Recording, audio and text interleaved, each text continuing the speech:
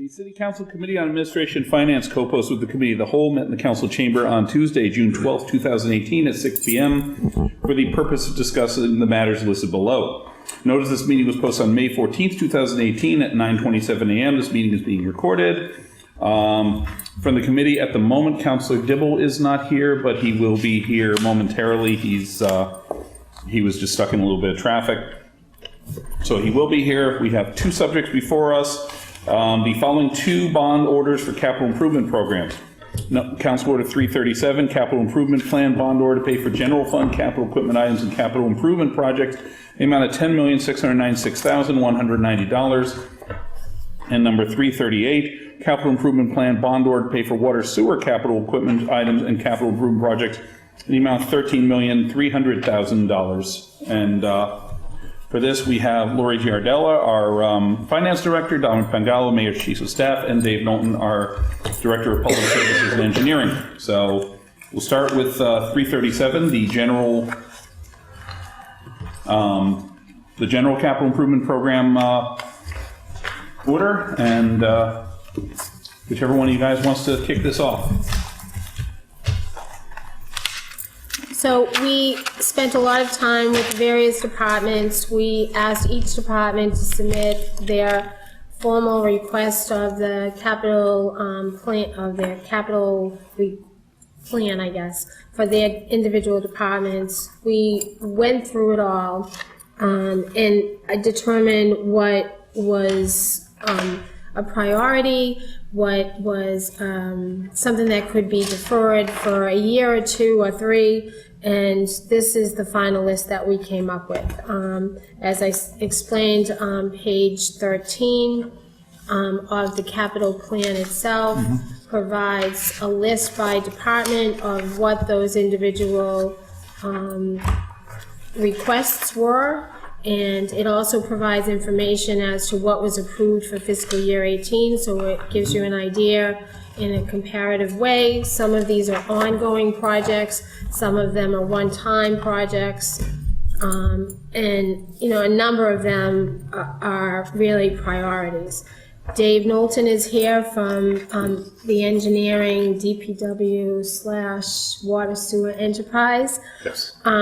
So he could answer a number of specific questions regarding some of the higher cost projects, of which some are ongoing, versus some of the one-time projects that are here.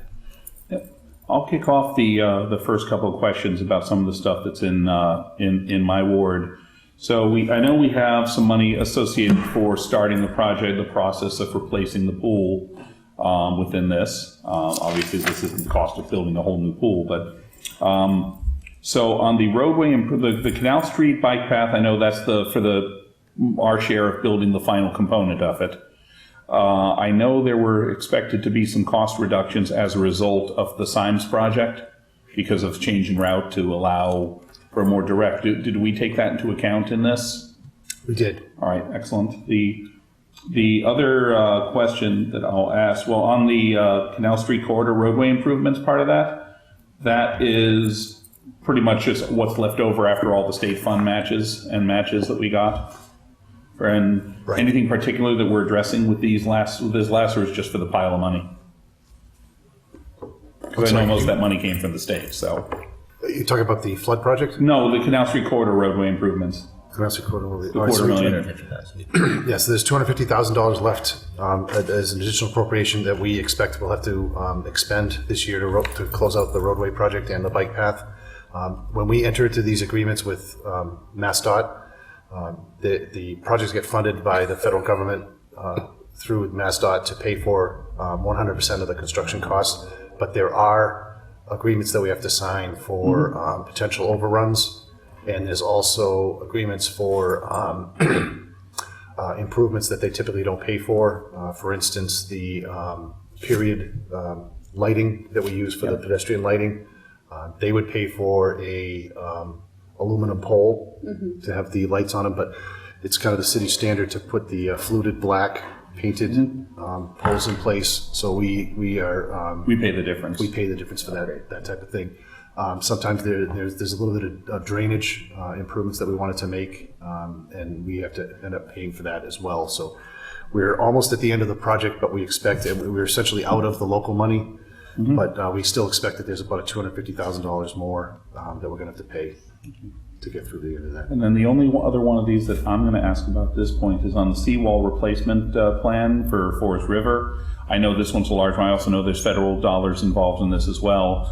Can you just, really, because this is the single biggest item within the general fund capital improvement, if you could detail a little bit some of the scope of this, why it's such a large project. Right. So it's a rather long wall along the edge of the pond, and there's an access point at the end of the driveway at Forest River at the harbor. So we're going to replace the entire wall all the way up to the other side of where Pioneer Village is. It's a fairly substantial wall. It's a lot of concrete. There's sheet piles that have to be installed to build it correctly. We're also going to be adding in a handicapped access ramp so that wheelchairs can get from the top of the wall, the parking area, down onto the beach, which is really not there. Nothing that's ADA compliant is there now. So that's an enhancement, and that takes a little bit of additional concrete work to actually do a switchback so that the ramp goes from the top, goes down about halfway, and then actually turns and goes back down for the rest of the way to get onto the beach. And we're also building a new kayak ramp as well. It's not part of the ADA ramp, but it's part of the kayak right up adjacent to the ADA ramp for boats to come in and out of. And also there's a lot of swim races that come across the harbor and get up and run through the park and things, so it'll be easy for them to access in that area too. The total project is around $3.3 million, and we received $1 million grant for it, but there is that $2 million plus that we need to cover our local share of the cost.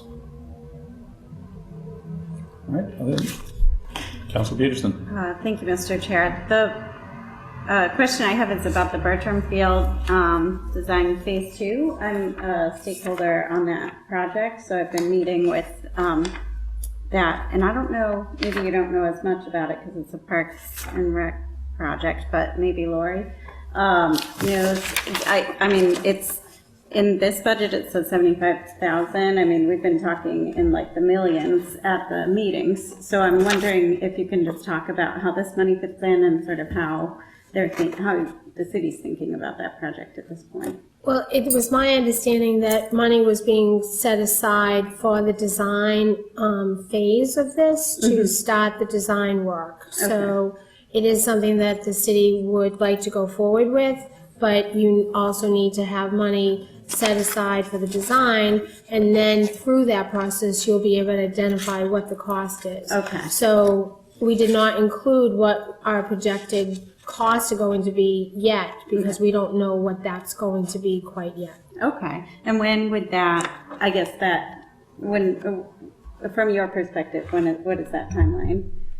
I think we'll have more information within this next fiscal year coming up, so that when we go to submit the capital plan for the following year, that we'll have a better idea of when that will happen and what the dollar amount is going to be. Okay, thank you. I think you know some of the expectation or hope is that there'll also be some private fundraising that could lessen the cost to the city for some of the, whatever the ultimate improvements are. Yeah, that's definitely been part of the conversation, but I was just curious how it plays out, you know. No, phase 2 will not cost $75,000 to construct, unfortunately. Yeah, I think it's... Yeah, and it may actually be a little bit more than this, but depending on, we'll sort of play that by ear, and we may need to use some short-term CIP money to do that in this year, but this, we felt pretty comfortable with that number for now. Okay, thank you.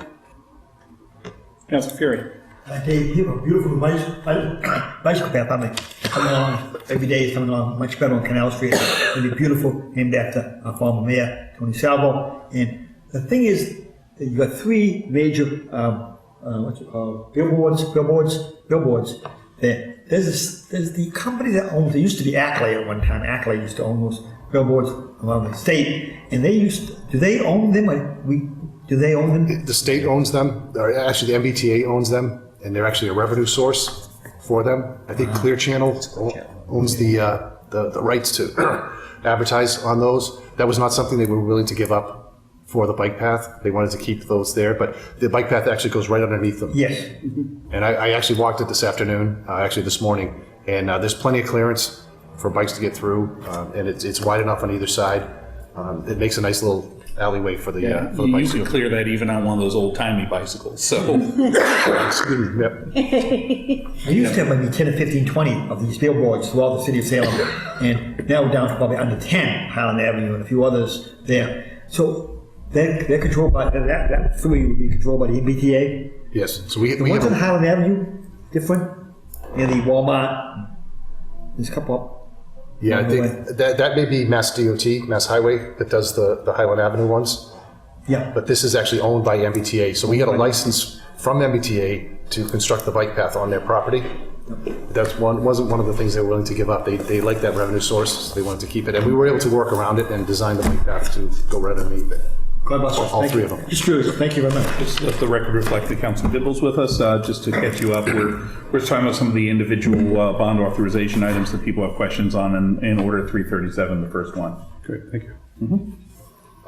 Council Peterson. Thank you, Mr. Chair. I have a question for Dave about everybody's favorite project, the First Street and Swampscott Road roundabout. Well, your favorite. So it's slated here for $750,000. Is that, can you just give us a sense of how accurate that's capturing, how close you're anticipating that will be to the, because I know, over the course of this project, it's been, as it's developed, the number Yeah. has been different at different points. Right, and as projects develop, costs change, scope changes, whether it's a desire of the city or some of the neighbors for different things. So this has kind of gone through its own little iteration. We actually know, we actually bid the project earlier in the spring, so we have a contractor that's ready. He's holding his bid prices for us to sign the contract with them on July 1st. Okay. So we know that's going to be a comfortable number for us to construct the roundabout with the appropriate police details that we need for traffic management. Okay. Do you think comfortable a little high or comfortable No, I think we're pretty close? pretty much on, right Okay. on. Right on. Thank you. Can I say, what's the timetable on that right now? If we sign a contract July 1st, they'll mobilize and start construction sometime hopefully in either late July or early August. And then it's about a 6-month construction period. So we should get most of the work done, the heavy civil work done this construction season. We may have to come back in the spring and do some planting, loaming and seeding, the grass, green areas and things, but we should get the roadway. The roundabout should be there. It should be operating by the end of the year, the construction season. I will say, I don't generally like to do direct comparisons to our neighbors immediately to the north, but they just built a roundabout in a month. Basically, over at on Essex Road at the Route 128 intersection on Route 22 there. So I know that's a smaller one than we're looking at, but Yeah. They're still working. I drive that almost every day, and they did get the. I figure that's your exit. They got the traffic circle in fairly quickly, but there's still curving that they have to do, so it's going to take a little bit more time. We have a lot more traffic that we're dealing with, a lot of heavy truck traffic.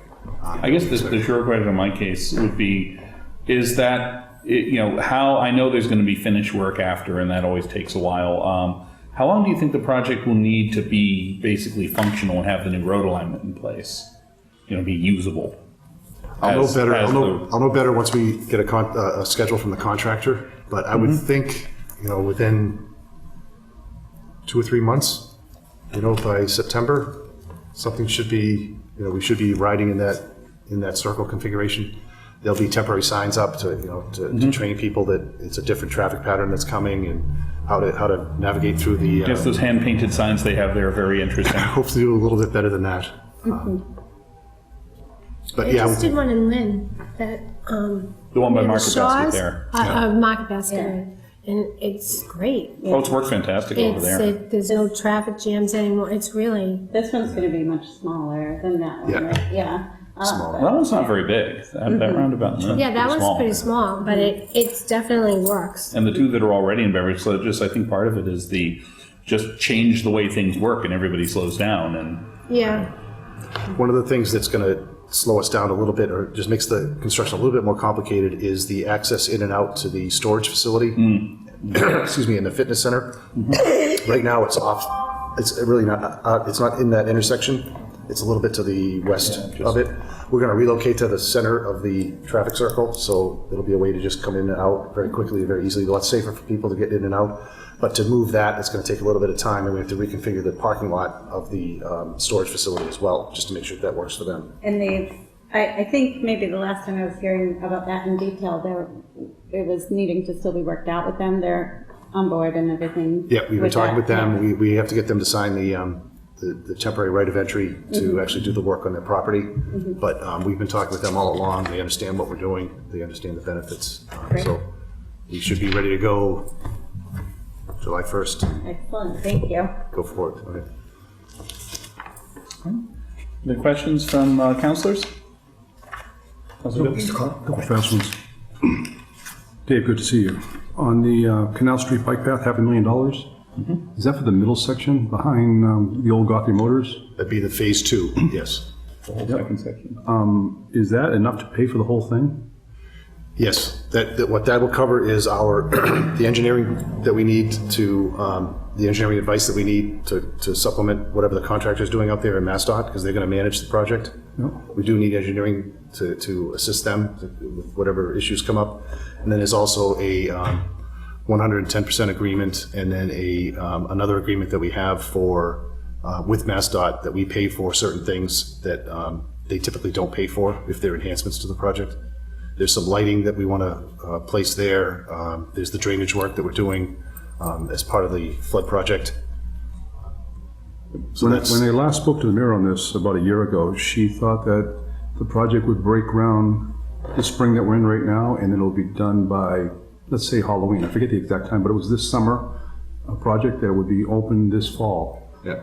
Why didn't that happen, and when will this next, when are you anticipating the work will be done now? I'll jump in for this on 1 second, because one of the factors here has been the Symes purchase of the property on Canal Street, and that resulted in change to design that actually lowered the cost a little bit. But until that project was just approved a couple of weeks ago,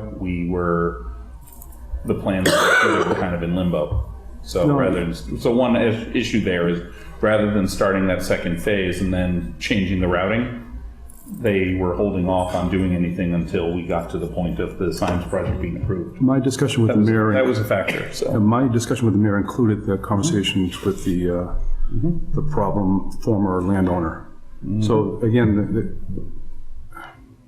I guess I won't get into why it's not built now or under construction now. When will it be done? So right now the plan is to, the 100% design has been submitted to MassDOT for their review. One of the things that complicates things is that MBTA is involved because we're on MBTA property.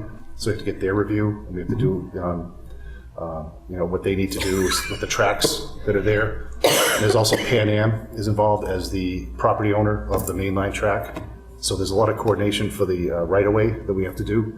But the 100% plans have been submitted with the modification to the bike path that has it go straight through now, because Symes has given up their rights to the spur, which previously had required us to do a 90-degree crossing of the spur, which is not great for a bike path. So we've been able to straighten that out, and we expect, if everything goes well, we should be advertising in August of this year, which is in this current federal fiscal year.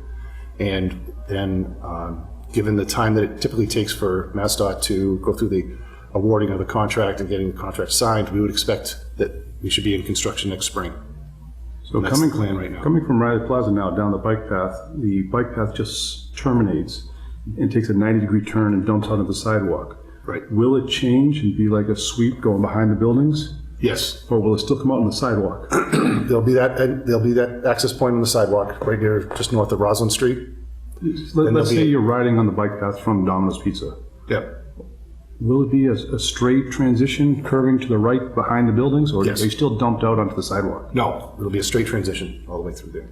But there'll be, excuse me, I'm losing my voice. Two. But there will be an access point out onto Canal Street. Yes, yes. Right at the curve there. Yeah. Down by St. Paul Street. And then we'll go back through. And one of the benefits of the signs development is that they have given up, or we're working with them to use a piece of their property on the back corner at Broadway. Yes. Back corner of Broadway. So the bike path will actually come off of the MBTA property there, come across Symes property through a little pocket park, and come out onto Broadway.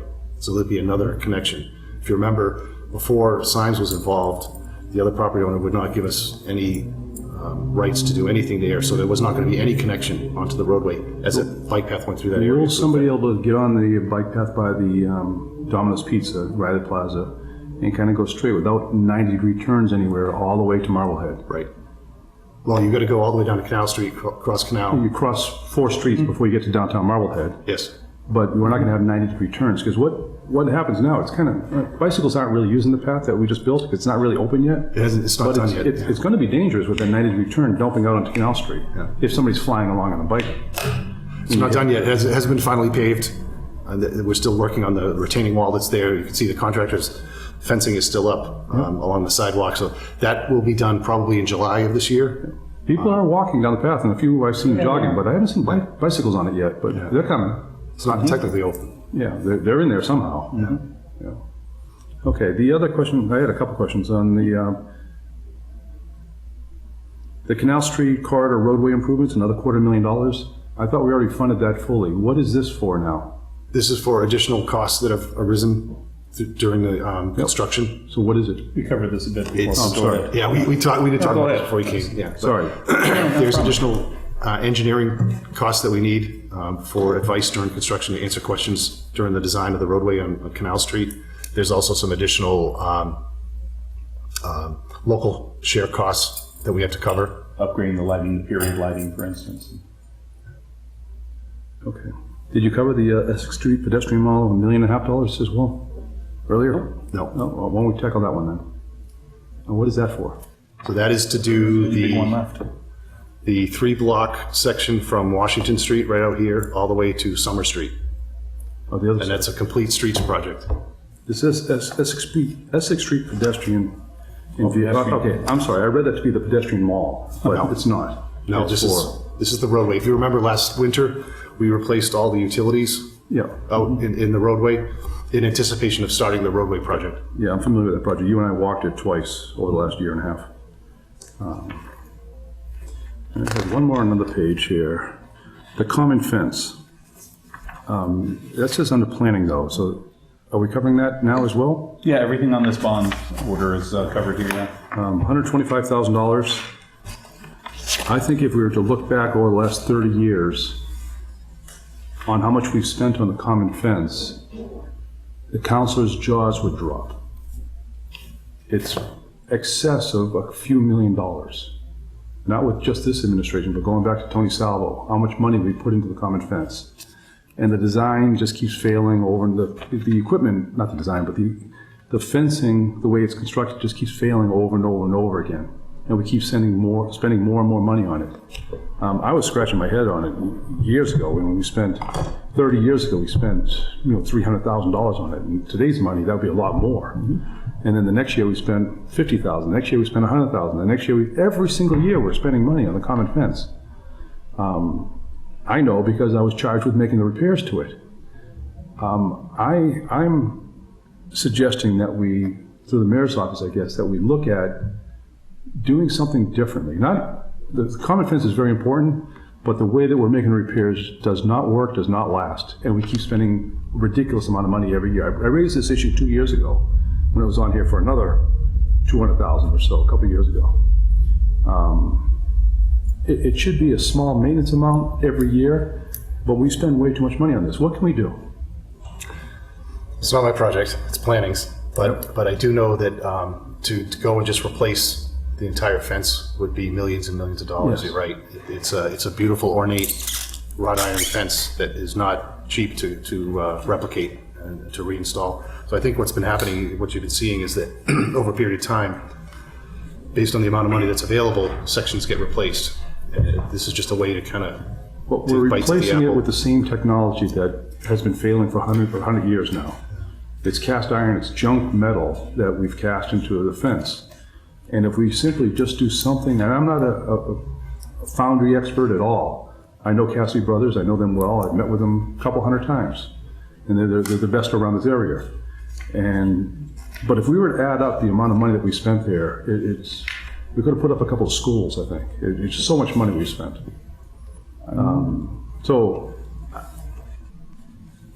There's also CPA, that goes towards this, but I will just comment one thing. I'm not sure, I'm looking for it, and I'm not sure where I saw it in this year's package, but one thing that they're doing, it might be as part of the CPA portion that we'll be talking about on Thursday, but there's some narrative in there that I believe one of the things they are doing as part of this replacement design is they're actually changing the materials somewhat and using different, rather than using just straight old cast iron, I believe they're using different materials in order to increase durability and keep the shape. That's I think the first. it's in the CPA stuff that we'll be talking about on Thursday. That's the first time. I've been asking for this for 20-something years to be able to make a change to this. Yeah, money just started really going into that when the CPA came through, of any significance. No, that's not true. No, in the last few years, that's when they first started to put a real project, a longer-term project in place. Yeah, we've spent millions over the last 3 decades on it. Yeah, it keeps on breaking, so. And then the repairs that we make, often the snow plows and other things might damage as well, but the repairs that we make, we're using inferior cast iron again. It doesn't last. I don't have the solution, but there's a problem. We're spending too much money. Dominic, what can we do to reduce this cost? Counselor, I'll talk to Tom Daniel about it and we'll get back to you on it. I'm not familiar enough with the cast iron techniques and technologies they're using. I thought there was a change, but I'll have to go. I'm not. So. We've gone as far as installing expansion sleeves on it so the fence could move as it's, with cast iron, if it freezes and thaws, it cracks. So we put expansion. Even that was not working. That's something we did 27 years ago. It bothers me that we just keep spending money, whether it's CPA or city money, it doesn't matter. It's tax money. Given that there was info in the CPA documentation, that we probably should be having, National Planning will be in for that. So this is pretty much a good discussion to have with planning on Thursday night about this whole thing as well. All right. If you can do some research before Thursday, that'd be great. Sure. All right. Thank you. Next year, I'm just going to put my foot down on the Salem Common Fence. So it's important that we make the repairs. Put down the Salem Common Fence, it'll shatter. So, so let's not do that. Then it'll be more expensive. Councilor Flynn? Through the chair, is there any way you could explain the $40,000 on the schools for playground upgrade and replacement? What schools that is and what they're going to be doing? That was at the Bentley. Was it the That was All Bentley, or was there another school? Early child school. Right? Yeah, they're early, where they have the early child school school. program. We talked about that. Yeah, that's all that. There's no other I don't know. schools that are. No, I think it was just for that school. It was, I believe, it was the early child school program. Yeah, at Bentley. Okay. That's a upgrade to the playground. The department does regular maintenance on the other playgrounds. It's not included in the capital. It's just part of the Okay. routine maintenance. Very good. Thank you. I'm proud of myself. I remembered that one. Councilor Very Fury. good. Very good. As the Council on Aging comes online, it's a lifelong dream for all of us to see the Council on Aging, the Community Life Center come on board, and this is Councilor Flynn's ward. When does the push-button lights come on board so that people can cross from Dunkin' Donuts to the Council on Aging? When does that come up? Right now, it's a kamikaze crossing the street from Dunkin' Donuts or from Walgreens across or vice versa. There's no way. You really take your life in your hands crossing Boston Bridge area. When does that come online? We are working with the MassWorks grant for the roadway improvements there, including the intersection at Boston and Bridge, and then the intersection at Flint. There's it's another complete streets project. There's bike lanes. There's new pedestrian crossings, and I'm sure that there's amenities that are part of that. We got bogged down recently in some environmental permitting. There's some issues with DEP and some flooding issues that we're trying to work out with DEP right now. So the design is almost done. We're just trying to work out this compensatory storage of flooding waters if it's needed. And when we can get right out to bid with it. That's probably a year project from start to completion. But again, you probably see some functional parts of that probably in the spring, I think, of this year coming. I hold a sign there for election year for the last over the years, and it's like this. I have to call it. It's almost an accident. I'm about to have kids crossing, adults crossing, senior citizens crossing, and we now have a community life center on board. On July 26th, we're invited to an open house, and it's going to be very difficult until that time. Thank you very much. Any other questions on the bond order for Order 337? Just to follow up Yeah, on the sure. Essex Street section from Washington Street to North Street, are there any other costs being dumped into restoring that whole street besides the 1.5 million? No. We did use some money from the, it was the community benefits agreement from the hotel that helped pay for the design, some of the design. But no, this is solely funded by the loan. Yep. Those sidewalks need a little bit of repair along some of the brickwork, but all in all, it's not that bad a shape, and you have a semi-decent tree canopy that's happening there. The sidewalks are approximately 27 years old, and in pretty good shape. A little bit of repair would be good, and I think $1.5 million is too much to spend on that streetscape when basically all it needs is a little bit of repair and to be paved. What would it cost to pave that street rather than leave the curbs where they are, do some milling, and then pave that street? We're talking, $150,000 maybe, or $100,000? Ballpark number. To just grind it and overlay it? Yeah. Yeah, it might be $150,000, $200,000. Yeah. But we want to make that more of a pedestrian-friendly corridor. So we are talking about moving the curb lines to adjust them. And that would be, then we would lose parking along that whole street, and I don't think the businesses would appreciate that. Yeah, we're not going to lose that many spaces. There's only a few, less than 2 or 3 that we will lose with that, because we are adding bike accommodations into this bike lanes for as far as we can go, and then we turn to Sharrows at the lower end. We get to Essex Street. If you've ever driven down the street, I can't see how you can put a bike lane in there, move the curb out. There's just not enough room. But we're not talking about moving it out 4 feet. We're talking about moving it out like a foot to get a decent amount of space for people to walk on the sidewalks. That means the trees coming down. It just breaks my heart that we're taking down trees that are half grown. They've finally become established, and we're going to take them down. In fact, the city just planted, I'm going to guess, half dozen trees on there in the last year and a half in some of the tree pits, and they seem to be doing okay. They need some pruning, raise the canopy up. They're way too low, the branches. But you and I have had this discussion a couple times. I'm not in favor of spending this kind of money on a street that is, the trees are just becoming mature, the sidewalks are in pretty good shape, they need some maintenance along the brickwork, the tree canopy is just coming in, but the street absolutely needs to be paved, and it absolutely needs some repair on the sidewalks. But to spend $1.5 million, I think is foolish. And on top of spending this $1.5 million, if we take away parking spaces, it's just bad. So I'm going to be voting against that one. Well, it's just not. Bond package, so. Yeah, I voted against that last year too, but for some reason it's on here again this year. This isn't a roadway we could just mill and pave over.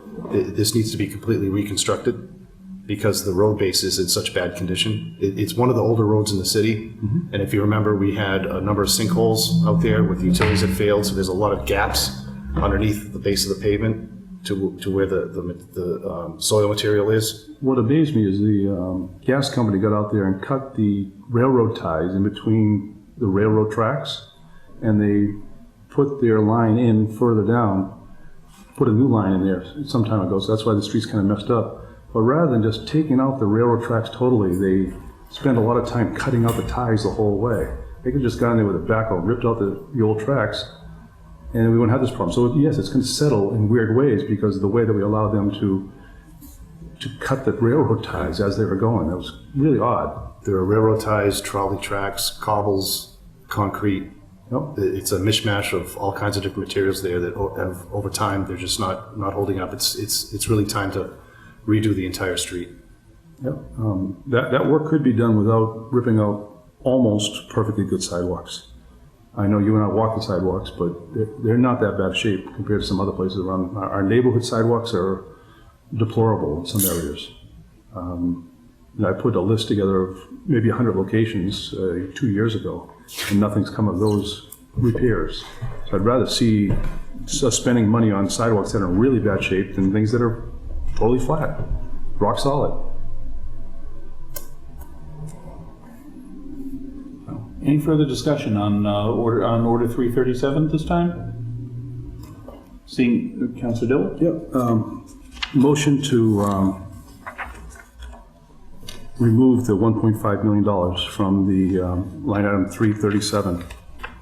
Does the motion have a second? Seeing none, the motion fails. I'll second Okay, that. you'll second? Okay. Yeah. So the motion does have a second. All right, seconded by Councilor Flynn. Hold on a second. This one. It's just too much money.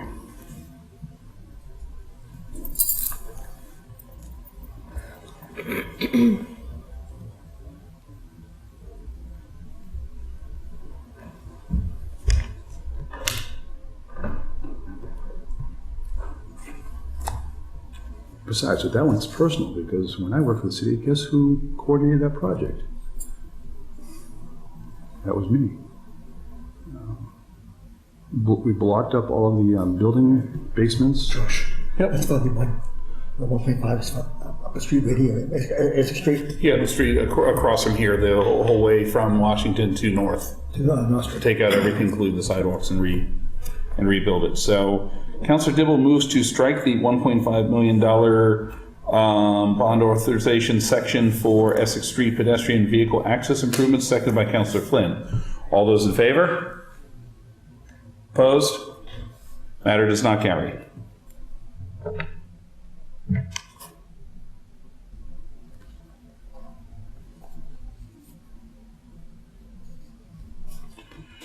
So seeing that, do I have a motion for approval on order 337? So moved. Councilor Fury moves approval.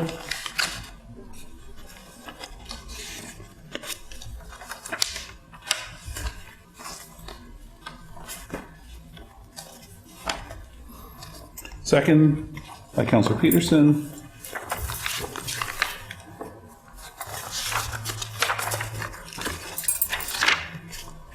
All those in favor? Opposed? So moved. Matter carries 3-2.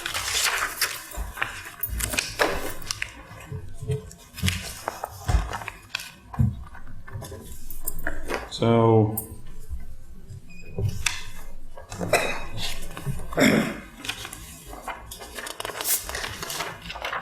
that brings us to order 338, loan order for water sewer bond authorization, CIP. And this one, the vast majority of the money is being spent in my neck of the woods, and I know all the details already. But Dave and anybody else with questions?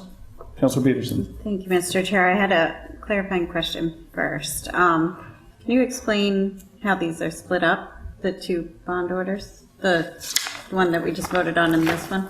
The one that we just voted on is for general fund expenditures. Okay. These are just general citywide projects, engineering, IT, all the rest, the stuff that we've been mostly talking about with all the departments.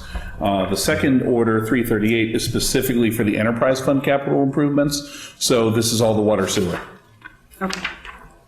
And if there was a trash project, it would be in here too, because that's also one of the enterprise funds. Okay. Thank you.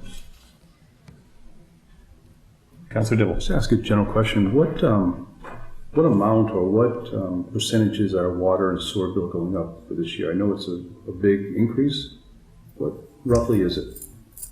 I did not bring that material. 10.1 That's if for I the recall. ordinance. I think it's a 10% increase It's to the around rate. 10, it's around 10%. Yeah, last year was 0, this year 10.1. So what does that translate to the average single-family house, I guess? We did look For at a year. that. I We think do have it's, that. I can get it for I you. think, This ordinance is scheduled for Thursday night, is that correct? yeah. So we'll get it to you We- before Thursday night with those what the Right, average but we're impacts will be. voting on it now. We must have a rough idea of what it might be. We're voting on these matters that are coming out of that 10% increase, I think. I can just tell you from my own bill, my bill comes out to approximately $800 a year. So that for a 10% there, that's approximately an $80 increase. Yeah, I was gonna say, I think it's somewhere in the $70 range. I thought it was a lot higher. Not based on what I was told anyway, when we were going through all the numbers and we were looking trying to figure out the average isn't necessarily easy because from year to year, there's a lot of different fluctuations in what that rate is and who's using water consumption, who's not. It's a little bit different than just setting a tax rate.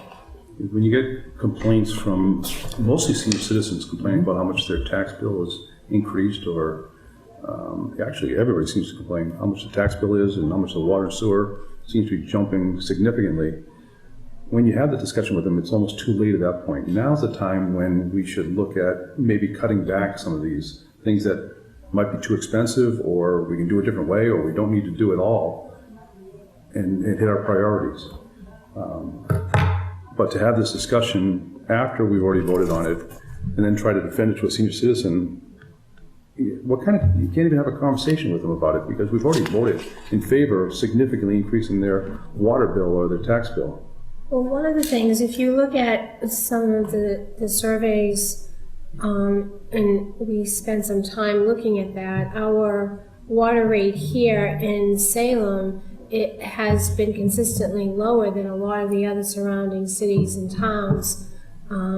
So although you never really want to have to increase things, there are a number of services that needs to be completed. A number of other communities have ended up with federal consent decrees because certain expenses have not been, infrastructure costs have not been addressed. And you don't want to end up in that situation, because then they decide the timeline, and sometimes it could be even costlier, and those numbers can go up faster. The good thing is when you do some of this kind of work, and Dave can speak more to this, but when you do some of this kind of work and when you start filling up the gaps, and so that you don't have as much leakage of water or lost water, actually some of your water rates over time, not that it comes down, but it either maintains, or you could see a little decrease on the water side of it, because you're not losing as much water. But every community is different in terms of what their infrastructure issues are. And you can speak to that a little bit more. We've made some considerable investments in our storage tanks. We've got a 10 million gallon tank in Danvers and a 5 million gallon tank on Gallows Hill. Both of those have been rehabbed, so we don't expect to have to do anything major to those for the next 15 to 20 years. That was a substantial cost that has been incurred, and that's something that the debt is now coming to the water and sewer rates. The other investment that we've done is we've replaced all of our water meters with a much more efficient water meter reading system, where previously we were going and taking readings monthly, sometimes every 6 months. Now we are getting reads daily for water use from all the businesses and residents in the city. That's allowed us to be a lot more proactive as far as abnormal water use. We look at the uses over a month's period of time, and if we think that if there's excessive use, we send letters out to people, say, hey, you're using a lot more water. Your meter's running 24 hours a day, where it should be kind of, when you go to sleep at night, you shouldn't be using any water, but we're seeing that there's water running all the time. Hire a plumber and check out your plumbing system, and rather than waiting for 6 months of data to understand that, we're getting able to do that within a month's period of time, which I think has been a big benefit. And then it's just the normal maintenance on valves, making sure we have valves that we can operate so we can isolate efficiently to eliminate the water disruption when we do have breaks, and just investing in the infrastructure, whether it's pipe replacement, pipe extensions. Sewer side is manholes, sealing manholes. We're able to go out, with the small amounts that we appropriate, we're able to go out and do different projects in different neighborhoods to solve problems with water pressure, water quality, those type of things throughout the city. So. Honestly, most of what we have here within this, as far as the individual items within here, are fairly minor and are just citywide maintenance operations, some water main replacements that affect wards 4 and 3, the easement work on Moffett out in Ward 7. There's and citywide work, as well as more of the EPA mandated work. The two large items in here are the flood improvements around Rosie's Pond, which pretty much affects the neighborhood, the part of Castle Hill, and part of my neighborhood over off Canal Street in, basically affects wards 3 and 5 in there as part of that whole watershed that's between that's whole South River watershed that we're dealing with this whole project. And then the big one here is the last part of the Canal Street SSU flood mitigation. And we've already, this is a project that we already put the money in to do the part that's wrapping up now, which is the improvements to get the water out. Taking that down Clifton and out through the park. We've done that. We've done all the drainage work several years ago underneath Canal Street, which has now been rebuilt. We did that first phase of it. So this is basically that last piece of the puzzle. I realize that it's the biggest one because we haven't been able to get enough money from outside sources to do it. But so, I mean, I get that that's the big elephant in the room as far as this goes. And the major driver behind the rate increase as well is paying for finishing that project once and for all. But it's been underway for the last, one portion or another, been underway with it for the last 5 years. Councilor Dibble. Thank you, Mr. Chair. I guess I was foolish to assume that last year, where we had and the year before, we had several sizable appropriations for the Canal Street project, that I thought that it was fully funded in years past, and the lion's share of the work has been done on the whole Canal Street corridor. This $10 million of the $13 million we're asking to be voted on tonight. The $10 million, that's for the underground storage tank in the O'Keefe Center parking lot? And the pumping station. And the all pumping station. hookups. And then next year, what will be phase 3? Is there a phase 3? No, No, that's it. This is it. this is it. I reviewed the entire plans, the entire way, all Canal Street, down Clifton, down Forest to the park, right through Pioneer Village. Very familiar with the whole plans. There's not another section that's coming next year. I'm going to ask it again. No. $10 million is a sizable amount. It's not being matched by any state monies. Over the life of the project, we've been able to secure $4.6 million worth of FEMA funds, which is a grant we don't have to pay back. That was tied to a disaster declaration on a snowstorm back in, I think, 2010. So we've been able to take advantage of that because we have such a large project. We've been the beneficiary of other projects not going forward at the federal level. So we've been able to capture additional funds to the 4.6. So it's safe to say the total cost is $14 million, and then our share is going to be $10 million for this underground storage and pumping station? Or is that $4 million, did it go to something else? No, it went to developing the design and actually paying for the construction of the discharge piping that's now being done down in Clifton and through the park, and some of the improvements in the roadway itself. Before you came on the city council, all the work was done on Canal Street initially to put in all the connections to take that water that's coming in from the South River conduit and the watershed and store it and ultimately feed. And so all the piping is in place to feed that into the tank now. I'm fully aware of that. Thank you for this clarification. It's just a sizable amount of money that we're being asked to fund this year, much more than last year, and much more than the year before. Can you speak a little bit about... Okay.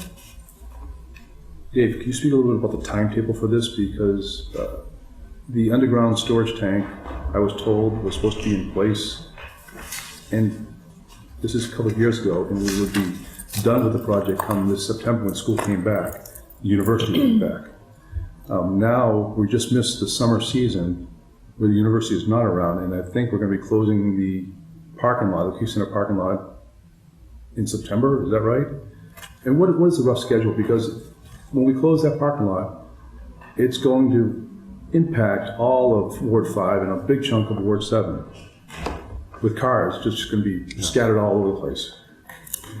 Where are we at? So- I know Ben at Salem State University had wanted to meet with you to finalize the schedule, and I didn't think we were ready to do that yet. Where are we with the schedule, and when do we close that parking lot? When does the parking lot, temporary parking lot, open at Forest River Park, and where else are these 800 or 900 cars going to park? A lot of good questions. So let me answer. I have all the answers. I'll make sure I answer them all. But because we're getting the FEMA money, the federal money, there is a time frame that they, the federal government is interested in closing out that 2010 storm. So they've told us that we can get one more year extension of the project, which would get us to October 2019. So we have to be substantially complete by October 2019. The reason the project hasn't started as quickly as we'd like is we've been working with Salem State on just that parking issue. They're very concerned about losing those spaces, and we developed a number of different scenarios to try and alleviate that. Building the tank in phases so that we build half the tank and then build another half the tank so that the parking impact would be less. Unfortunately, with the kind of the mandate that we've got to be done substantially complete by October of 2019, that two-phase approach is just not going to be possible. We've got to start and finish the project. So From a construction standpoint, I don't think you want to build in two phases. One side settles, or you just you're do right. it all at one time. It's Absolutely. much easier and less expensive. We prefer that. absolutely, that's the way we would prefer to do it anyway. In all Yeah. honesty, it'll be done faster as well. So knowing that, we are going to be going out to bid in July. We're finalizing the plans now. We'll be going out to bid in July, and we should be starting work in the O'Keefe Center parking lot in October. We're going to start on the pump station that's there. It's a smaller footprint. It's still a big building, but it's a smaller footprint and a smaller impact to parking for the students. Start that in October, and we've agreed with Salem State that we wouldn't start the storage tank work until January, until the middle of the semester. So we wouldn't be disrupting parking during the fall semester. And then once we start, we're going right through, and we'll be done. So we're going to occupy that parking lot till October of next year. Roughly how many cars are in that parking lot? Where are they going to go? So as part of the Forest River Park project with the discharge piping and everything, and the baseball field that we did, and the improvements to the pond and the swale, we've also developed an improvement for the parking lot itself. And we're gonna organize that parking lot a little bit better. Right now, it's just kind of some paved roads that meander through the area, and people park on the grass, and it's very unorganized. It's been like that for decades. It has. So we have now a project that we've started. It's actually ongoing to redo that whole parking lot, to put in curbs, to put in drainage, stormwater treatment devices, and to stripe and organize that parking lot to the tune of almost, I think it's 280 spaces will be identified there. That project has started now and should be done in August, so that by the time we get to working in the O'Keefe Center parking lot, those parking spaces will be available for students. 280, that's about 25% or 30% of what's in the big lot. No, about almost half. Almost half. There are around 600 or so spaces in that lot. I think maybe a little bit more. Okay. But there are other places for the students to park too in the university parking system as well. I thought we were doing at Forest River Park, the practice field was going to become a temporary parking lot? Is that Not right? anymore. We're gonna improve the parking lot itself, which makes sense because we're gonna have an improved baseball field. There'll be a new basketball court there, new seawall, new beach at the end of the pond. Ultimately, we're going to have a new pool facility, whatever that turns out to be. So we'll need a new, need a new parking lot. It just made sense to do it now, so that would help out with the Salem State parking. So the practice field will be a practice field right We'll away? be back to practice And no temporary parking? There's still 300 odd cars that we need to find a home for. We may still keep that as a staging area because we've got that work at the seawall that we have to do as well. So that may stay, but ultimately that's just going to turn back into grass and it'd be a practice field. One follow-up question on that, because I'm not sure if the latest plans on the Salem State side. My understanding was that during the construction project, some of that lot would be able to remain usable. Is that still the case, or is that no longer the case? There will, yeah, we're not going to take the entire lot. So roughly how many spaces remain available? Oh, I think Under we take 5,200, about between a half and 3/4 of the lot we take, but there are the spaces along the edge of the building, the O'Keefe Center itself, and we obviously we keep bus access for drop-offs and things to the facility. And then all the parking along Canal Street, I think there's like the parking along the edge of the parking lot, plus there's 2 rows that we don't touch. And then there's some parking up in the corner too, but it's basically from, it's about 2/3 of the parking lot we take up. So, and then just to talk about the Salem State coordination, we have talked with them. Ben is interested in being involved in the construction as we go forward, and that makes perfect sense. We're going to be on their property. We have easements that are all in place that give us the ability to do the work. As soon as the plans are available, the final plans, before we go out to bid, we're going to bring Ben in. We're going to have a meeting. Consultant will go over all the aspects of the project, so he'll be involved right from the get-go. As we go through construction, we have our standard construction meetings. Ben will be invited to those. We expect to be a good part of the construction team, so that Salem State knows exactly what's happening as we go through the entire project. While we're on the topic, talking about Ben and Salem State University and the Canal Street project as part of it, what's the latest on the the bus stop shelter for Loring Avenue that was relocated out of the traffic island? Where is that going to go? When is it going to go in? I think we're still working on that. Well, we've been working on it for 2 years now. Yeah. We're working on that. You and I worked a lot on that. Yeah, I thought we had the solution, and Ben was waiting to hear. I don't know if he reached out to you or if you've talked to him. Yeah, we've talked. Can you share the conversation? Where are we at getting?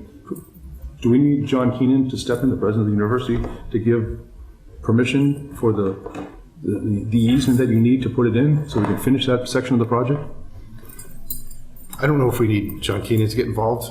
I think it's something we can work out, but it's a detail that we have to work out. There are some impacts where the bus shelter is being proposed to the parking lot itself, which Salem State owns. And they were concerned about reducing some of the travel widths inside that parking lot because the bus shelter does go back in through an easement onto the parking lot. I note that we're now off the topic of the bond, of the water sewer bond with this part of it. I agree, but while he was here and we're talking about Canal Street, Salem State University, and Ben, can you give Ben a call and maybe sit down and try to hammer out a resolution on it? And if it has to go down by the diner as originally planned, where the easement is, so be it. If it can go to the better location that you and I agree that was a better location, so be it. Let's just put it up wherever it's going to go. Can you give Ben a call and resolve it? We'll resolve it, yes. Okay, I'm going to be meeting with him next week. Hopefully you can call him, this week or the first of next week and try to get it resolved. Okay. Thank you.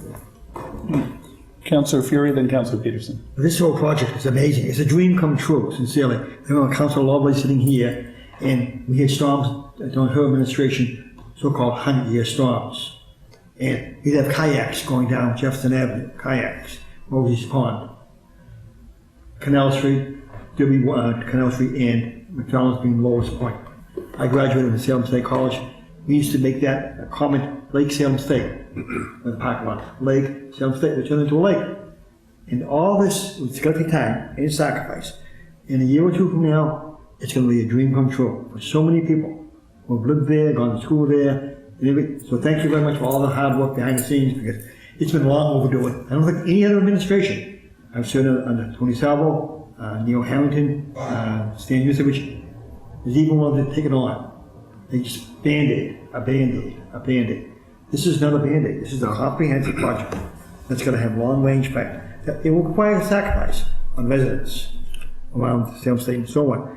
But in a year or two from now, it's amazing. Thank you very much. Yeah, I'll just on this. It was the beginning of my second year on the city council when we had a little ceremony down on Canal Street with Senator Lovely, Governor Patrick, the mayor, and myself. A little ceremony where they came in and had bagels at Bagel World and went over the whole thing when we'd been awarded the funding to start this. And now 5 years later, it's finally just about end in sight. So it's been a long one. Councillor Peterson? Thank you, Mr. Chair. So I am excited to see the part of it, Rosie's Pond flood improvements on here. I know I've heard from many neighbors who are eager to move forward with that. Can you just talk about specifically that project and the timeline that we're on right now with it? It's the Rosie's Pond project is kind of a basic engineering project where we're raising the elevations of some of the berms that were already installed. They've settled over time, and we're restoring that flood elevation that will protect those houses. It's the construction aspect is a bit of a challenge because we're doing a lot of work in backyards, and it's getting access in, and it's to put in whether there's sheet pile walls or berms. We need to have a legal way for the contractor to access those work zones, and then there's long-term easements that we need so that we can do the long-term maintenance, the continued maintenance on them, so that it doesn't fall into a disrepair as it has in the past. It's those easements that are bogging us down a little bit. They're very complicated. We try to make them as simple as possible, but there's a lot of work going on in small different areas. So we're working with a consultant to get those out. We expect to have those done, wrapped up, and out to the residences. I know we've been talking about it for a while. Within the next couple of weeks, we should start to send those out to folks. I'm hoping that it's a quick sign-off process with them because we've been talking with them quite a bit about it. They understand what the benefits will be. But we've got to make sure that they're right before we send them out so that we don't have any issues during construction. So understanding that, we do have the project ready to bid, and we're working with purchasing right now. We should be out to bid within the next 2 weeks as well. And what we'll do is we'll have the contractor hold their bids until we get all the easements in place. So it's kind of a dual track. Typically, you'd like to have the easements all done before you go out to bid, but we want to get this thing going. So we're going to do a dual track. We'll be bidding it. We'll have the contractor hold his prices, and we'll get all the easements, and then we'll be ready to start. So it'll probably be another couple of months before we actually see construction out there. Okay. But once it gets going, we want to have it go smoothly. We don't have any issues. And how long do you think after it gets going it'll? That's another probably a 6-month project. So most of the work will get done this construction season, and then we'll probably come back in the spring and do final plantings and things like that. So it's not going to be construction that'll be held over. I don't think so. winter. I don't think so. No. Let me know if you need help getting the easements, door to door, whatever. Yeah, I'm I happy think to once help we with get the initial ones out, and depending on the response that we get back, we may need to have a meeting just to let people know and answer their questions. that. Thank you. Thank you. Councilor Devil. Yep, thank you, Mr. Chair. Just curious, on Rosie's Pond, years ago, we put in an overflow pipe. In addition to the South River flowing through it, there's an overflow pipe that'll go across Canal Street and go dump out at Central Campus Salem State into the Forest River. And I've noticed a significant increase of Phragmites out on the Forest River. The seed pods tend to float with the tide going either way in rainstorms, and if it's raining, they'll flow through the pipe, and high tides coming in, those seed pods will go all the way up to the Volunteers Bridge in the middle of the woods at Forest River, and also up the old Pickman River. Is this work looking to eradicate Phragmites and make the Rosie's Pond bigger for storage capacity, or what is the work that you're proposing here? Basically, we're going from the outlet, the existing outlet of Rosie's Pond that goes underneath the railroad tracks, and it goes out through Lawrence Street and back through. The project starts. There's some work at the outlet. There's a couple of pipes that were just kind of haphazardly placed there. We're going to replace those and make sure that there's a good hydraulic connection from the pond going toward Lawrence Street. But it's basically from the MBTA tracks all the way down to Dove Ave. As the water goes through underneath Lawrence, goes down, there's an easement between Brooks and the side street that's there. Wheatland? Escapes me now, yeah. Yeah. And then it goes underneath Jefferson Ave, and then turns and takes a right-hand turn and goes down to Dove Ave. It goes underneath the culverts that are there. So it's basically that section. And we're raising the berms and the walls that were there before. Okay, some 25 years ago, I took 4 canoes and a sizable number of people from the planning department on a tour of all 3 rivers in Salem. We didn't tour Strongwater Brook. But we did go through that section of Rosie's Pond, that section that you're talking there, and the next section, which I refer to as Rosie's Pond, which is further upstream, if you would, closer to Jefferson Avenue on the next loop, if you would. There used to be a sizable pond area there where people could ice skate, and now the Phragmites have seemed to go through the whole thing. So I'll ask the question again, is there any removal of Phragmites from the whole area? That is just choking off the whole storage capacity with the Phragmites just take over, and they will choke it all out and make it become land with Phragmites. Yeah. That's not part of the project. Not at all. It's too bad. That's really where the problem is, when Phragmites just choking out the whole resource area. That could be something we look at in the future, or a different project. I don't have a solution to get rid of Phragmites. They are the worst things. They'll go through horizontal and put a spear up into a paved driveway or a garage floor inside of the door. They're vicious species. And they're really hard to get rid of, as you probably already know. Councilor Peterson? Are you done? Yeah. Okay. Thank you, Mr. Chair. Just real quickly, we touched on this quickly before, but the Highland Ave water main replacements, we've had quite a winter with that. Can you just talk about what that timeline looks like and what is going into that project? Yeah. The So 16-inch water main and valve. the 16-inch main in Highland Ave is of the 1930s vintage. Right. We've experienced it. We've seen it with the recent breaks when we cut out sections of the pipe. There's not a lot that's there. So this $100,000 will go toward planning and design of improvements to there to replace that pipe. Okay. And what we need to figure out is, do we put a second pipe in so that we have two pipes that go up Highland Ave from the booster station so that we can continuously keep the high pressure system pressurized through the pump station, or do we just replace the single pipe that's there? What we have done more recently with the improvements that we're doing now is we've added 3 more valves on the lower section of Highland Ave so that if we do have a break, we can shut the valves quicker and hold the water in the pressure side of the system. And we also have a way now of sending water up Freeman Road and go through the new development over to Circle Hill. So we have a way to send water up into the pressure zone from there so we can keep the pump station active. Where before we didn't have those valves. If we had a problem right in Highland Ave in that area where we had this past winter, we had to shut the high pressure system down. And if we can't control the water and shut those valves, then the high pressure system just drains. And that just is not good for the entire system. So we're starting to make some improvements. This $100,000 will start the planning and the design for the next phase of improvements. Okay, and so when the improvements are made, how do we divide that with the state? With it being a state road, will they cover any of the construction, or how is that division made? That's a conversation we can have with them.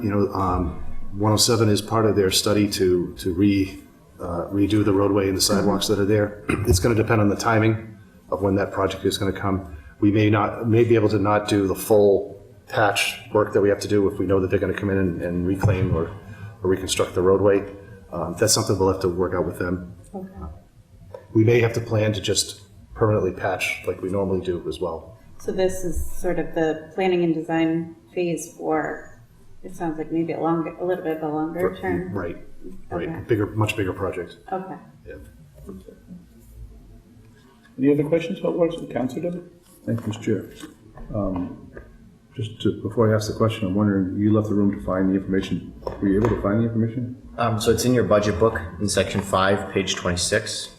This is a combined water and sewer and broken down water and sewer rate comparisons by community. It also illustrates the change, which is if the rates are approved, it would be a $114 change in the combined bill, which is still less than the comparable communities that we usually survey against, and it's under the statewide average statewide survey of water sewer rates.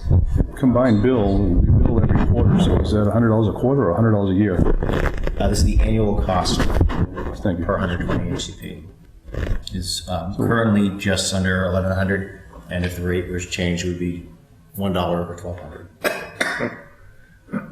So are we talking $25 a quarter on average? About $100 change on average, so yeah, $25 a quarter. Like I said, our bill's about $800. So. Okay, with that, again, it seems like we appropriate the money for something, and then the next year we're appropriating more money for that same something, or a different part of that something, like the Canal Street $10 million here. Under sewer, we have $289,000 for the Derby drain. This is for the city-owned lot that we just purchased, to put a new sewer line in for a vacant lot that's going to be a park. Why are we putting a new sewer line in for a park that will have no sewer? It's a drain, Stormwater? stormwater. Oh, but it says sewer here. Because it's a storm, because it's a drain. Well, yeah, it's a storm sewer. So you have a sanitary sewer and you have storm sewer, so they're both considered a sewer.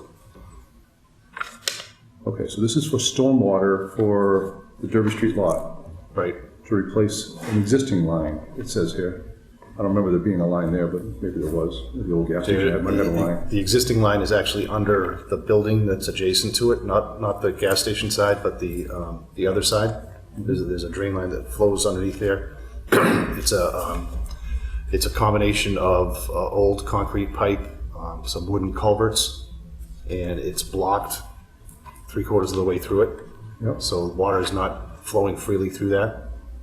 So this would be a way to abandon that under a building and construct a new drain through the Go park. straight out onto Derby Street? Yes. So basically giving up the old one instead of trying to rehab it since it's Right. underneath something and building a new one through our lot since we own it. Right. Yeah, correct me if I'm wrong, but this is not servicing just 289 Derby Street. This is a storm drain for the whole.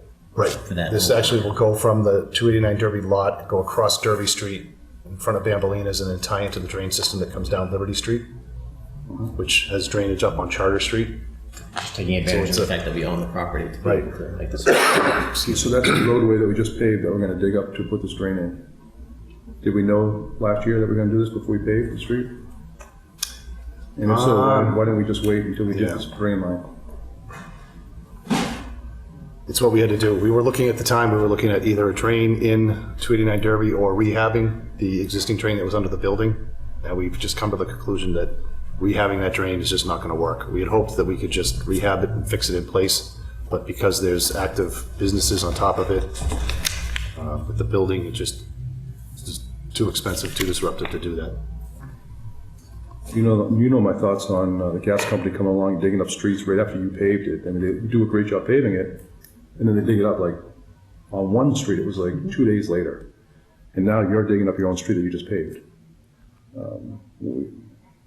The park needed to run new services from Derby Street anyway, so they were going to have to cut the road regardless. We were just going to take it and go up the street a little bit longer. What services are you gonna bring into it? There's a water service and there's an electrical service that needs to be reestablished.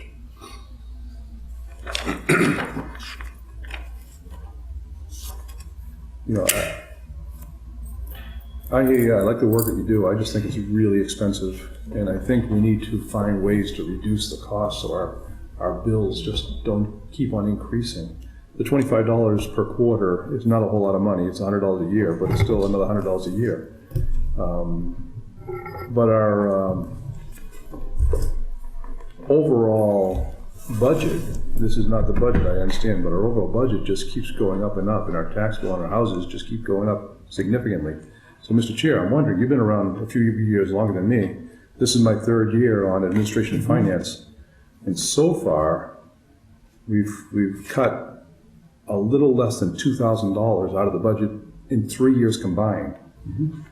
I've tried a few times each year to reduce things that I think is kind of a waste of money, or things that it's a want and not really need. In your opinion, have we ever cut anything out of the budget?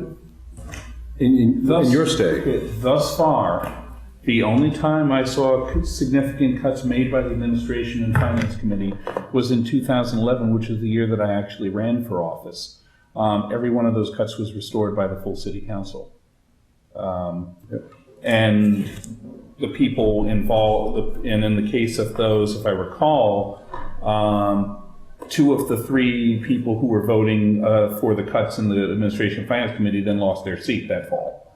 And That was one of those was a seat that I gained.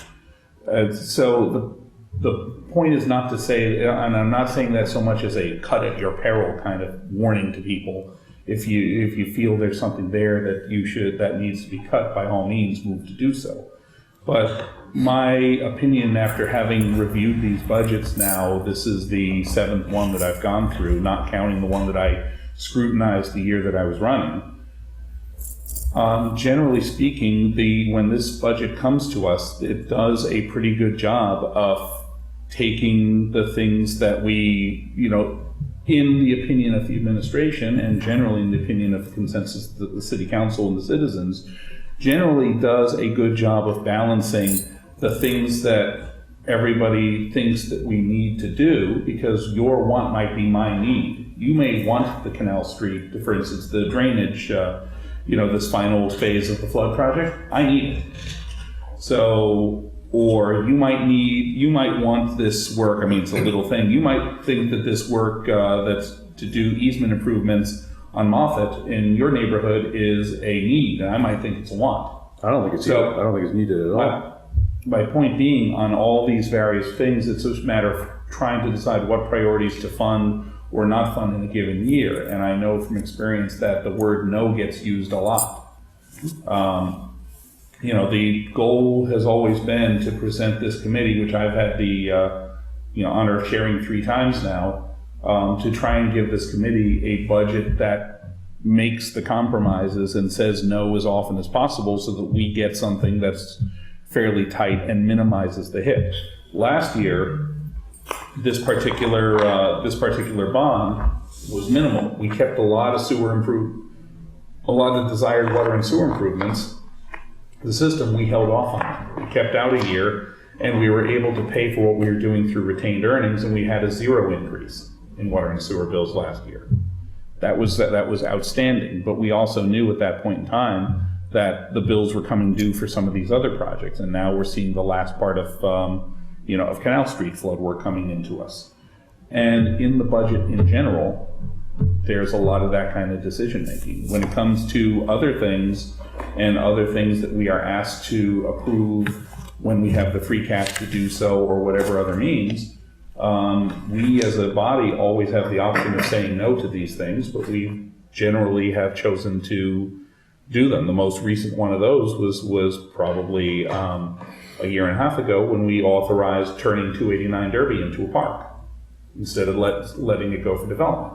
And that was a very heated debate and discussion, and that was a significant issue. And there was a lot of attention that this body, the finance committee at the time, the council at the time, paid to what the long-term issues would be, what the long-term costs would be, how much money was going to go into, what were the consequences, and that was debated pretty extensively at that time. And again, that was we didn't need to have it, but we collectively as a body voted that we wanted to have it. So we make these decisions too. So 2 years ago, 2016, my first year as council, I tried several times to make some reductions to the budget, and they all failed. So we as a committee and then as a council, we cut 0 out of the budget 2 years ago. The same thing last year. We tried to make several cuts, and they didn't have enough support, and nothing was cut last year as well. Now this year is the 3rd year I've been on this, and so far we cut 1 item from our committee, which was... We didn't pass any cuts in this committee thus far. We passed one, which was a city council travel. That didn't carry. I believe it did, to cut. No, that motion didn't carry. I believe we cut it. We can double check the notes or the minutes. I'm positive. All right, so if that's true, then we cut nothing again this year. Right. So that's 3 years in a row we've made no cuts to this budget at all. But yet we spend a good number of nights, a good number of hours interviewing all the city departments. And I apologize to hold you up here, but I'm going to make the statement once here, and I've bit my tongue the last 2 years. So this is the 3rd year, and maybe more years beyond that we haven't made a single cut. So I'm kind of curious, why do we meet with all these departments and go through the budget line item by line item and ask them questions when we're not willing to make a single cut at all? If the committee chooses not to make cuts, the committee chooses not to make cuts. It's our job to review the budget. In most cities that I've seen, they tend to get a much smaller document than this that they spend a lot less time scrutinizing and a lot less time asking questions about. They tend generally get much less detail than we get. We have enough detail so we can ask about every last thing, but ultimately it's a choice. Our job is to analyze it and decide collectively whether we think that this budget is in fact adequate, whether we think that's, that all the, the funding is in the right places. And if you consider whether a budget is successful, whether you've been able to cut a couple of $1,000s from it, then we're looking at the wrong goals. The idea is to go over this, and we're not looking to cut for the sake of cutting. If we decide collectively that there's something we don't want, then it's well within our privilege as a body to do so. Thus far, we have not made that call. Well, clearly, we want all these things because it'll make the city better, but there's some things that we just don't need, or we can delay some things. And that's where an opinion comes in and a vote comes in. The administration is, to their credit, they're trying to make an educated decision based on the fact that they're going to get the flack for increasing taxes. They're going to get the flack for increasing water and sewer rates. We're going to get it as well, and we have to decide if that is worth it. Thus far as a body, I just find it frustrating I find it frustrating sitting through meetings year after year and a whole bunch of meetings. I mean, this 2-week period, we're meeting almost every single night. Monday, Tuesday, Wednesday, Thursday, sometimes for several hours each night. And yet not one cut is being approved. If you consider the success or failure of the budget, whether we've cut, then I think your priorities are mistaken. The question should be whether we have scrutinized this budget and found it adequate, and if we haven't found it adequate, if there's a consensus that it is not adequate in an area and we need to make a change, if we need to cut something. Well, we can't You've add... asked for several cuts. The committee has not granted them thus far. You know we can't add anything to the budget, so we either approve it or we can cut. Yes. That's all we can do. Yes. And right now we don't cut, so we're just approving. Year after year, we're just approving. We always have that choice, Councilor. I'm wondering if the dean of the council can shed some more light on this. Historically, have we typically ever made cuts out of our budget? In my 34 years, elective office, 12 years on the school committee serving the budget, which is half the budget of the city on the schools for 12 years, and it's still more than half there. By the time it gets to us, it's been cut time and time again. Then they put in what they want for capital outlay and different things. And a few councils, that same question was raised in the last election for Mayor Driscoll and Councilor Prevey. And the question came back to Councilor Prevey in his 6 years as Chairman of Administration and Finance. Chairman, what did you cut? $30,000. 6 years. I remember that conversation. Very minor. God bless, sincerely, Councilor Ronan, who preceded Councilor Terrio. He was a libertarian, Councilor Ronan, lawyer, distinguished, man of principle and honesty, and he wanted to cut 6 firemen, 6 teachers, and he was willing to go for it. He went after the superintendent's budget, fire budget, police budget. He was willing to take it on. Never got a second. And the person that gave a second to one of those motions lost the election too, as that Councilor Ronan did. So it's our premier responsibility, my 34 years, to cheer on, to support, to advocate these departments like Dave, what they do 365 days. It's been cut. Would he like more in his budget in any department? Sure they would. In my 34 years, school committee and city council.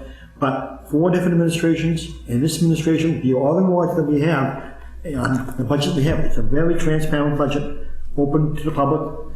Cable TV's covering it right now, as we speak. It's going into the living rooms and bedrooms and kitchens of our listeners and watchers, and eventually, I think Thursday, Dustin Luca will look at the budget too, and we've done it. It's our premier responsibility as the legislative body to oversee this. But by the time it gets to us, it's hardly, what are you going to got? Toilet paper? 90% of this budget is personnel, people. Do you want to cut 10 firemen? 10 human firemen or 10 policemen? Councilor Ronan did. God bless him, he tried. He tried to do this budget down. But it's very hard to cut, sincerely. We need more firemen, we need more police, we need more money for DPW. The DPW facilities. We flooded. If we have a 100-year flood, that facility will be flooded, along with the police station and our fire station. Yeah. Thank you, Councilor. I have the greatest support for our firemen. I'm not asking or even hinting to reduce the numbers. I did not bring that up. In fact, every time the fire department has shown up here, and the police department, the teachers, on and on, I've supported them. Unwavering. There's no debate about this. What I did propose to cut tonight was $1.5 million on sidewalk and street repairs on that 1-2 block section here. That simply, in my opinion, again, doesn't need it. We want it, but not the loss of parking, loss of trees, and we don't quite need it. So $1.5 million here, and I've asked for. Councilor, we had a vote on that, and I'll say I rendered my vote on that because, frankly, on this case, I go with the request and the judgment of the city engineer on this one and his assessment of the conditions of the road, over your opinion that it's not necessary. If he believes it's necessary and he can testify to the condition of the roadway and the roadbed and the work that's necessary to be done, and the mayor has chosen to support it, I don't see a reason to go against that. I think it's, if their judgment is that that's an appropriate priority, then we should be doing so. Well, we voted for it tonight, so enjoy a nice walk down one side of the sidewalk and back down the other. I know you're in the area often walking. And look at the canopy of the tree, look at the quality of the sidewalk, see if you trip along the way. It's a pretty good sidewalk on both sides, and we have a canopy of trees, but that's all going to change now because of our vote here tonight. The side up that the Chamber of Commerce is on is pretty awful. It needs some repair here and there. Yeah. On the whole, it needs some maintenance.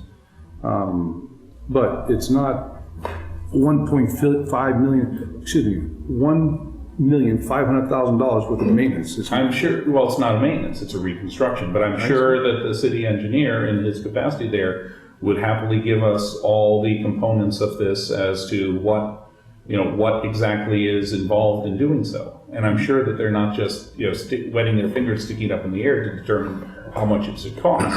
Yep, Mr. It's Chair, based on engineering. I just want to thank you all for humoring me today because I've wanted to have this little speech for 2.5 years now.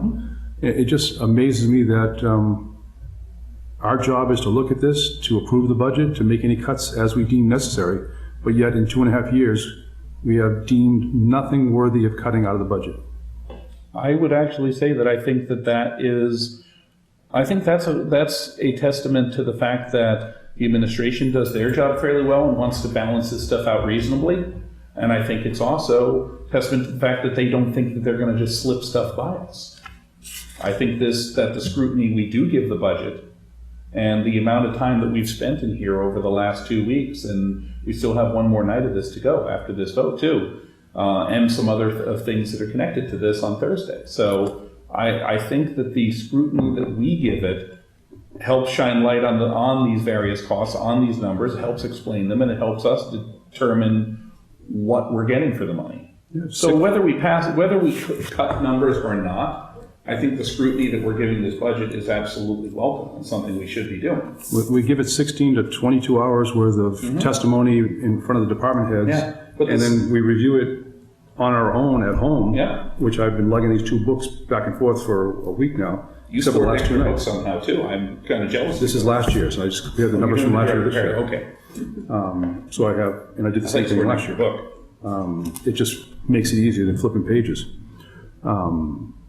But in all the hours that we put in, I'm amazed that we as a committee and then as a council, we can't find any room to reduce our residents' tax bills.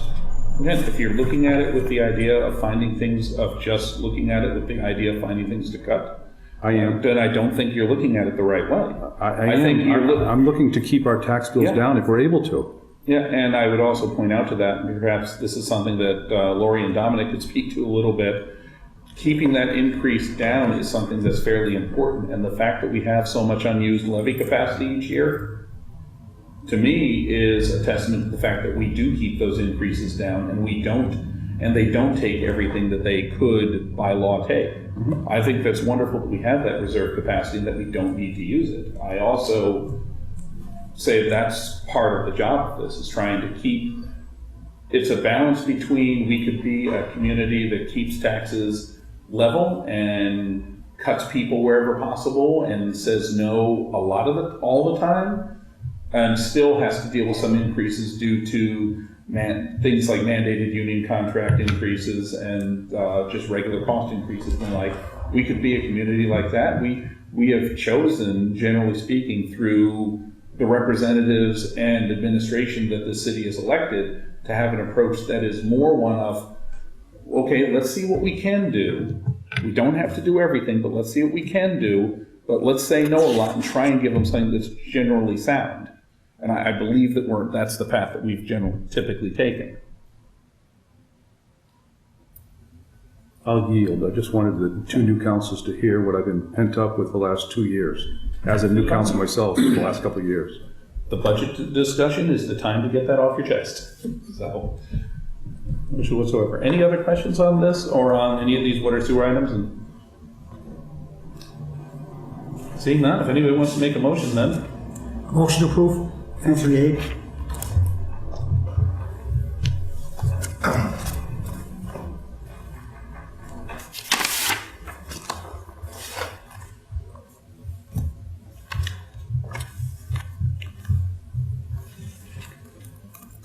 All right, Councilor Fury moves approval of Council Order number 338, seconded by Councilor Peterson.